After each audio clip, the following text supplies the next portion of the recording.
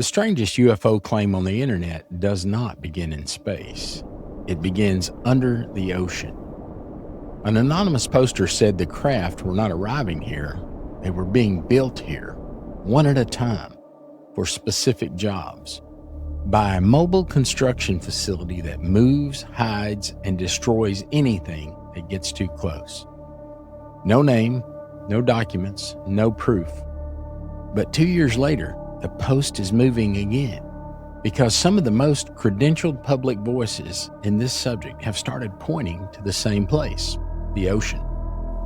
And that's why this anonymous post refuses to die. But buried inside this thread was a second claim, not about craft and not about crashes, not about government secrecy, about us. He said, one official described the relationship this way. They act like zookeepers, uninterested in the wildlife until there is a problem. Well, tonight, I'm not asking you to believe this anonymous 4chan post.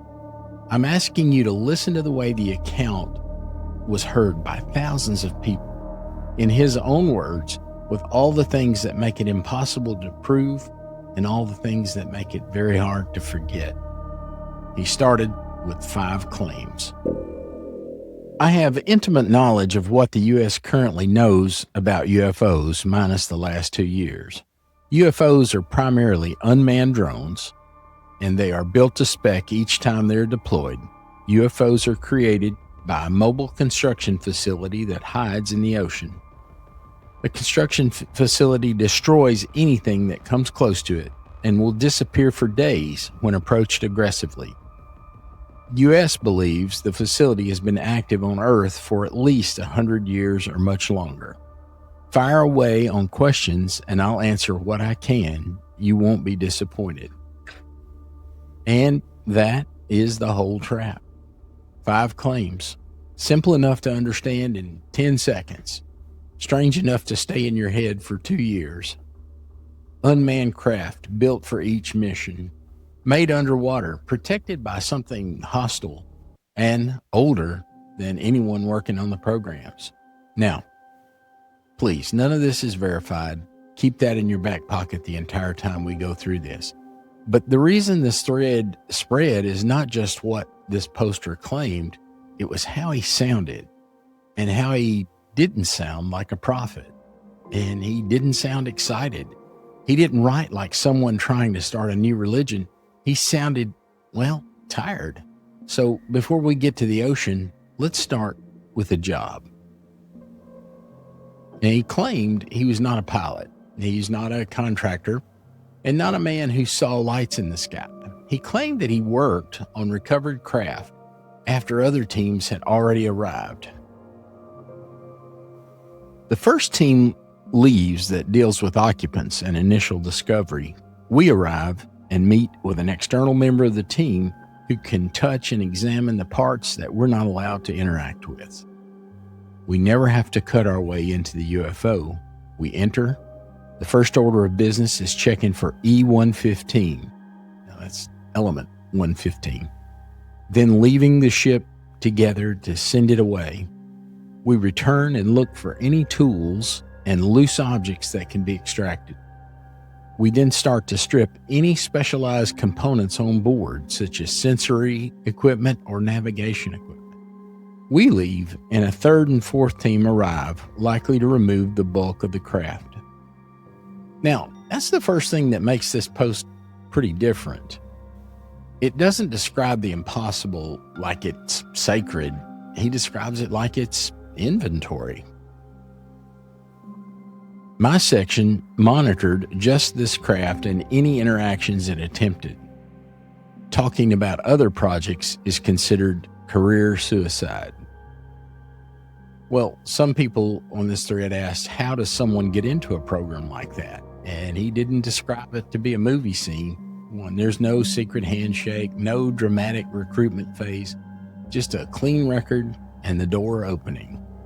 Your record needs to be clean as expletive. Education can vary. They show up and they tell you where you'll be and what you'll do. You have to be top tier in your field. You also have to be so clean you've never seen a speeding ticket. Nearly all of it is passed verbally in person. There's no awe, there's no thunder, no cosmic speech there. It's just plain language. Just a man saying this was the work, and somebody asked where the craft came from. That's where the thread changed. The poster said the craft were not mainly arriving from somewhere else. He said they were being made here. Not a hangar, not in Nevada, not in a mountain, but in the ocean. Shaped like an extremely large UFO, but as one mentioned, more of a burger design. Almost never leaves the Atlantic Ocean, and in fact, it will sit through hurricanes and only move elsewhere to release or receive a UFO. There's no visible weapons or cockpit from satellite footage. It also does not use any lights, unlike other UFOs. That one image is why people kept reading. A massive object in the Atlantic, sitting still through hurricanes. Dark, unlit, not a base and not a ship, but a factory. We think the construction unit is driven by AI. The response time to threats is almost instant, and it's usually very calculated and well thought out. And according to the poster, the problem was not finding it. It was surviving it. The last unit we saw approach the factory didn't even have time to communicate they were being attacked before it was over. Based on what we've seen, the construction facility has far superior weapons than the UFOs do. The weapon destroys the matter it hits entirely. It also craps on anything electronic in the vicinity. Again, this is anonymous and unverified, and there are no documents. But listen to what he does here. He does not say they're preparing to invade, and he doesn't say they are here to save us. He says something again and again in different ways. Do not get too close. At one point, nuclear missiles were being toyed with again, and we deployed fighters and a sub with serious intent. Everything except the sub was lost. Now that line is either internet fiction or one of the most disturbing sentences that's ever been typed into a message board. There's not much room in between. Then he explains why UFOs look different. Not because they're endless species, and not because everything is just random. Not because witnesses are confused. He says, the shape changes because the job changes. The majority of UFOs, as I mentioned previously, are built to spec and purpose. This is why they're always different sizes. The contents and the equipment usually mimic the intended purpose too. When designed to, let's say, be a miner, you will usually see hardware dedicated to resource collection on the vessel. If the vessel is something scientific, you may encounter things like tools, as previously mentioned, something akin to a lab. And that is the second reason that this post stuck. It gave people a system. A saucer was not just a saucer, and a sphere was not just a sphere. A tic-tac was not just a shape. In his version, it was a tool made for a specific task. Now, we thought of it more as I need to go hiking, so the construction facility builds you a car and packs it full of hiking supplies and even adjusts the shape to fit what was packed.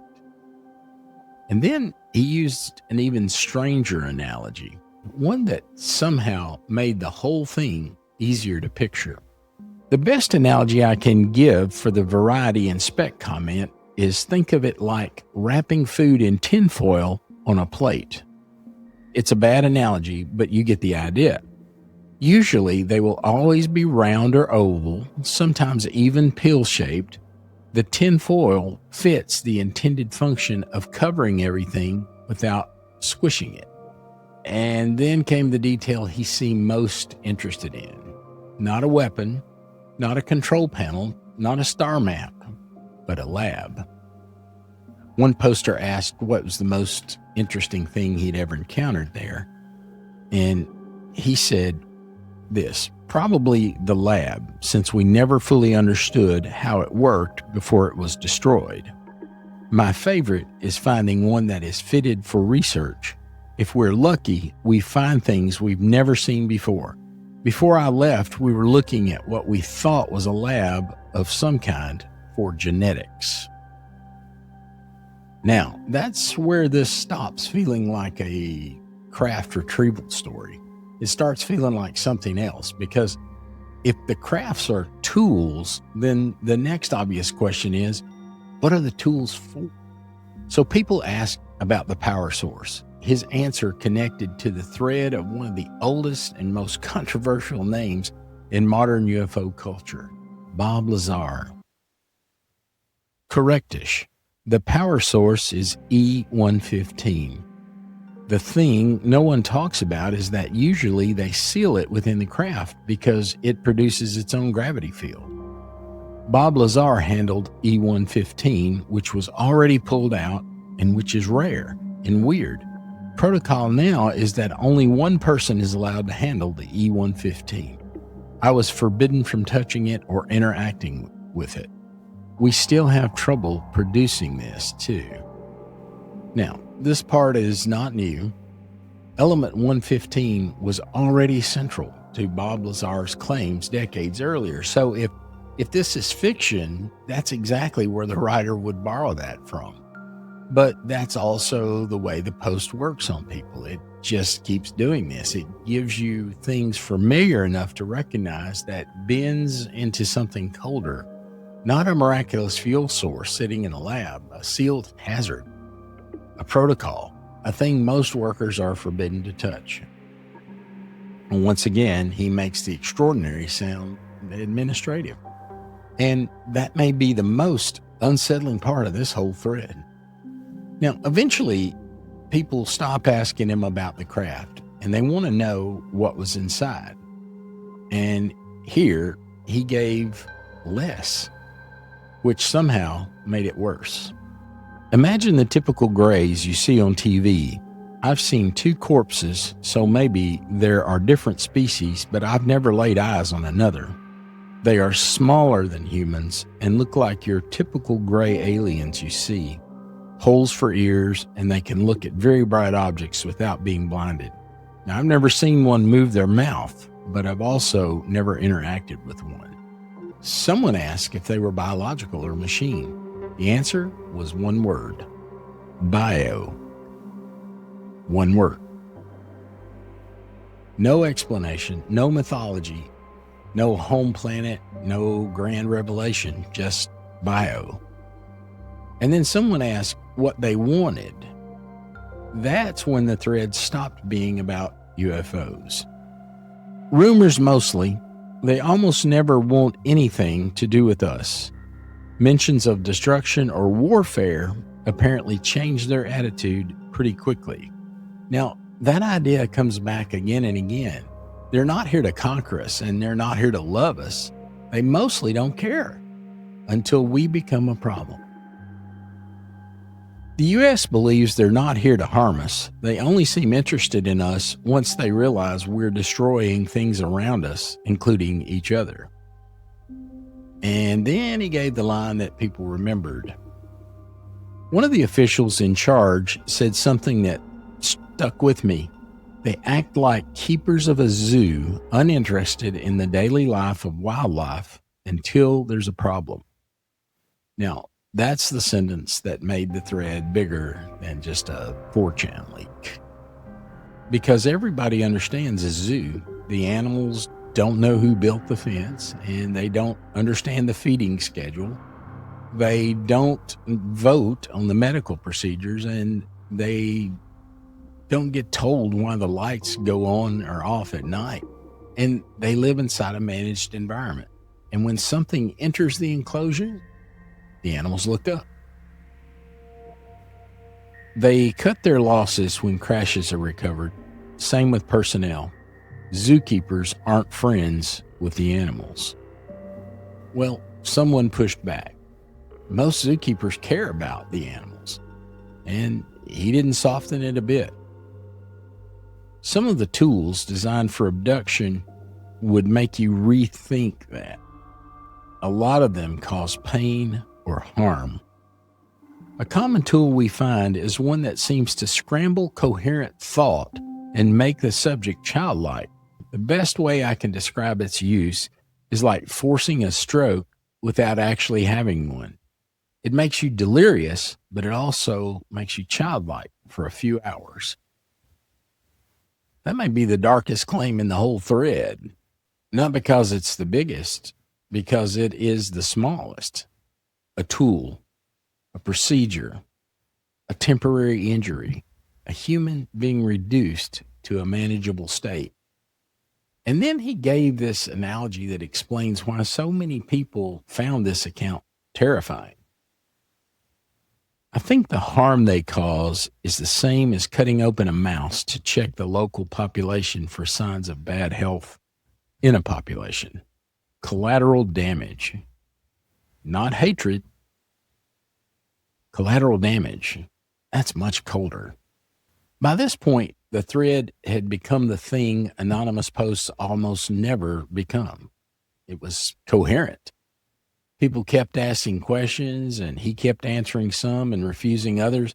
And eventually, someone asked the obvious thing, why are you talking about this? His response, yes, liver cancer sucks. I'm not going to go on national TV or radio. I'm on a 4chan board. I'm sure they look at stuff like this, but cancer makes you feel different. Now, a dying confession is one of the oldest story engines in the world. It can be true. It can be manipulation as well. It can be impossible to check. All three things can be true at once. But then he said something that didn't really sound like performance. It has a weird way of making you appreciate everything. I actually taste the water I drink now, if that even makes sense. That line is one of the reasons people believed him. Not because it proves anything, it doesn't, but because it feels like a human being suddenly aware of the ordinary world, water, taste, and time. And then the thread sort of swerves back into the inhuman. Someone told him family is important, and he answered this. They definitely do not view us as family. Tools comment. That is the whole post in one sentence. Not family, tools. So why is this post back now? Why did an anonymous post from 2023 start circulating again? Not because anyone proved it. They didn't. It is back because some credentialed public voices have started pointing toward the same place this post pointed to 2 years earlier, the ocean. Start with Congressman Tim Burchett, one of the loudest UAP voices in Congress. In January of 2025, he went on the record describing what he said an admiral or a high-ranking Navy official had told him. They tell me something's moving at hundreds of miles an hour underwater, as large as a football field, underwater. This was a documented case, and I have an admiral telling me this stuff. Now, this is not an anonymous voice on a message board. This is a congressman on camera with his name attached. And he was asked if it could be ours, and he said no, that the best thing we have moves at a fraction of that speed. Now, put that next to the post. A massive object in the water, moving in a way our technology cannot. And the poster said the thing to watch was not in the sky. It was under the Atlantic. Now, 2 years later, a congressman is pointing to that same place. And he's not the only one. Retired Rear Admiral Tim Gallaudet, former oceanographer of the United States Navy, former NOAA official, In November of 2024, he testified before the House Oversight Committee. He uses the category name that matters here, unidentified submerged objects, or USO. He also wrote a paper with a title that shows how far the conversation has moved. Beneath the surface, we may learn more about UAP by looking into the ocean. An admiral, the Navy's former chief oceanographer, telling Congress the answers might be underwater. Exactly where the anonymous poster said to look. Now, to be fair, serious people push back on this underwater unknowns all the time.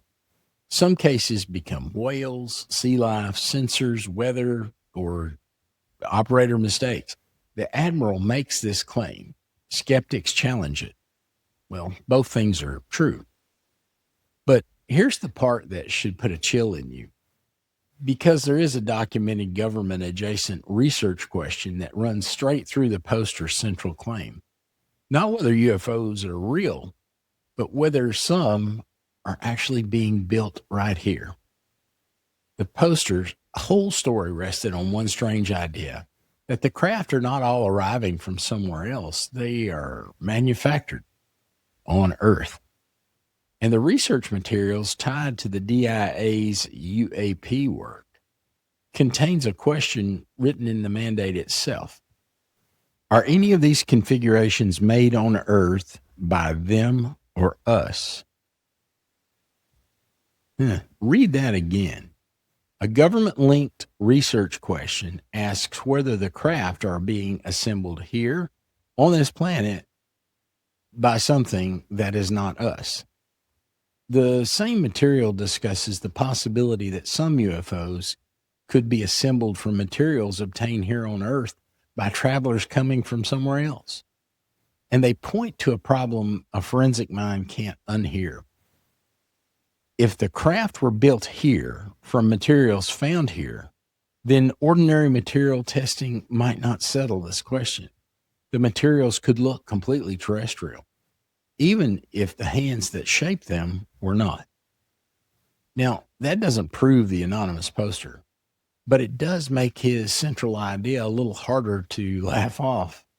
Now, the line I'm not going to cross, because this is where every other channel would tell you the post has been proven right. Well, it was not. No document describes a factory under the Atlantic. No admiral, no congressman, and no program file describes a mobile construction facility building drones in the deep.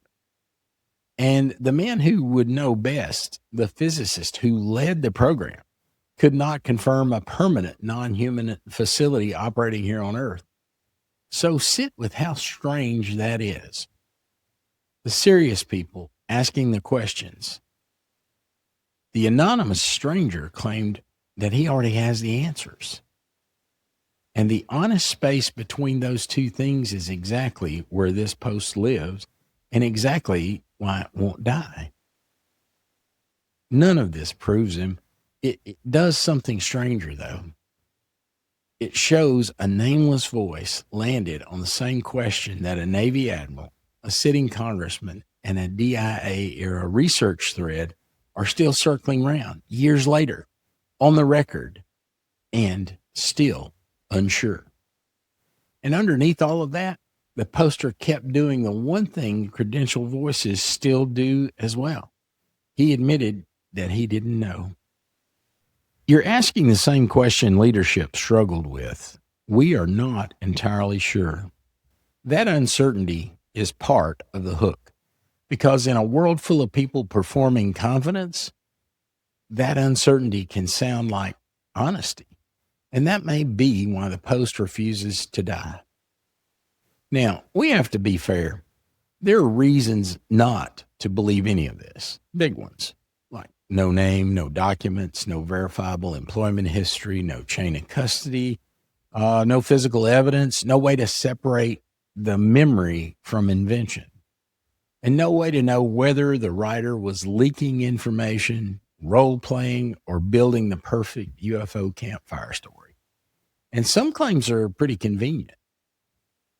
The cancer, the secrecy, The verbal briefings, the lack of paperwork, the fact that the most important facility on Earth somehow remains both known and unreachable.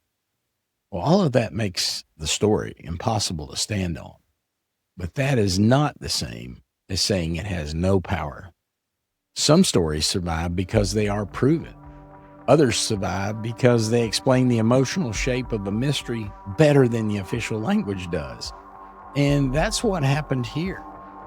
Here's what I think people were really responding to. Not the ocean factory, not element 115, not even the grays. They were responding to the feeling that the poster understood one thing official language almost never admits. And that is, if this is real, we may not be the central characters in this story. We may not be the negotiating party. We may not be the threat. We may not be the prize. We may be part of the environment. Something watched, something sampled, managed, ignored, until there is a problem. They act like keepers of a zoo, uninterested in the daily life of the wildlife until there's a problem. Now, that's why the line stays, because it takes the entire UFO question and it turns it around. It's not, are they visiting us, but have we been inside something the whole time? So, no, this post doesn't prove that there is a mobile construction facility under the Atlantic. It doesn't prove that UFOs are being built to spec. It does not prove the United States recovered craft, bodies, tools, or anything else described in the thread. Anonymous is, well, anonymous. Unverified is unverified. But the post does prove something else. Thousands of people read a nameless voice on one of the least trustworthy corners of the internet and found him more believable than the people standing behind the podiums. That's the real object on the table, not just what might be under the water. What have we decided to trust? And who have we stopped trusting, and why? Maybe the 4chan poster invented all of this. Maybe he took old UFO lore, Bob Lazar, crash retrieval rumors, ocean sightings, and abduction fears, and shaped them into the perfect modern myth. Maybe. But if that's all he did, he still understood something. He understood that the scariest version of the UFO mystery is not the invasion. It is the indifference. Zookeepers aren't friends with the animals. Now, the longer I sit with that line, the less it sounds like a story about something watching us from the ocean, and the more it sounds like us, standing at the glass, looking out, hoping that something on the other side finally looks back.